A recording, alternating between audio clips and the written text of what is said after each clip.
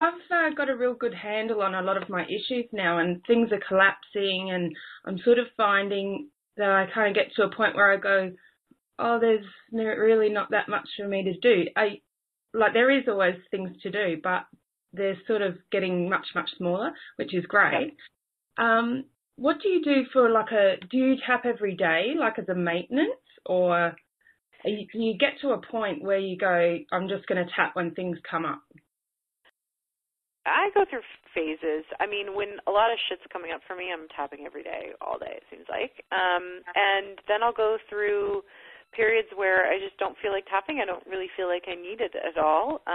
We've moved some things around in my company, and I no longer have a project manager, and that part of the job really bugs me. And so I've been tapping, like setting myself up, thinking about my day and all the anxiety. So, like, if I notice that there's a behavior that I don't like, or if I'm feeling stressed or anxious about anything, that's when I'll tap. But for the most part, like when things are going really well and I'm like just really happy, I just kind of let myself be really happy and have things go well. You're like wired to look for issues and to like fix yourself, and maybe you're now to a point where you don't need to do that for a little while, and you can kind of rest and take a break. You just work on like your coaching and like helping other people, right? Yeah, definitely. Gaining your coaching skills, and that's totally beautiful and perfect. And so there's probably a part of you that's just a little bit like, used to always looking for a problem and kind of like, whoa, what do we do now? So I would do that. I would do that exercise, like think about your coaching practice, and it's like going like crazy. You're building your list. You've got like, lots of clients. You're totally busy. You're getting yourself out there, and just like, tap away all the anxiety that's around that, and then say out loud like, oh my gosh, my life is so amazing. I'm so grateful for my life. It's so incredible. I'm so blessed. Things like that that'll probably kind of trigger you a little bit. Oh, I can feel the anxiety now. Yeah.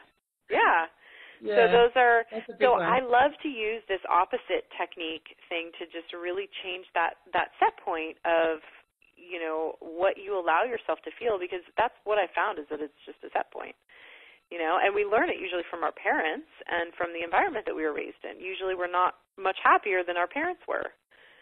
And so if they weren't super happy people, then we're going to be the same.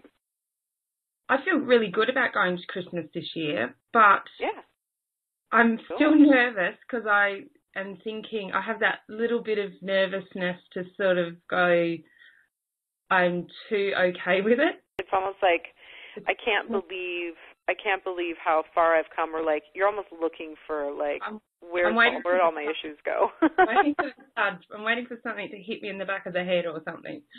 Yeah. Okay, so that's your tapping script. Like, where did all my issues go? I'm so used to them. Where did part of me really still loves them? Yeah. I'm waiting for the shoe to drop. Yeah.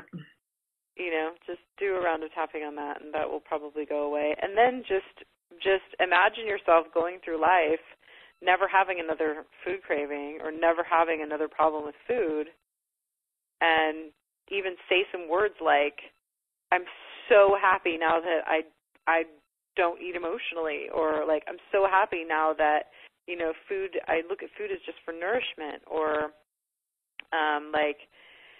I can't believe how thin I am, or I can't believe how free I feel around food all the time. Yeah. So some of those words. So you always want them to be positive phrases. So even like just always put it in the positive. So don't use any negative words, even though the phrase is positive. Because when you're talking to the subconscious mind, it doesn't really understand. It only understands negative or positive. Yeah, I'm so happy now that I'm free from food. Like I never even think about chocolate anymore. It's so amazing. Yeah. I have so much freedom around food. Yeah. Something like that. So just does any of those trigger you? I was writing, so. Yeah. Okay. Well, I get what you're saying. Just to really heighten that success and see what sort of boils up. Yeah. So I love doing that. technique. I just feel like it's like the fastest way to change something like that. That's like, you know, we don't really have like a specific incident to go to. We can't really get to that with like, you know, a memory or anything like that.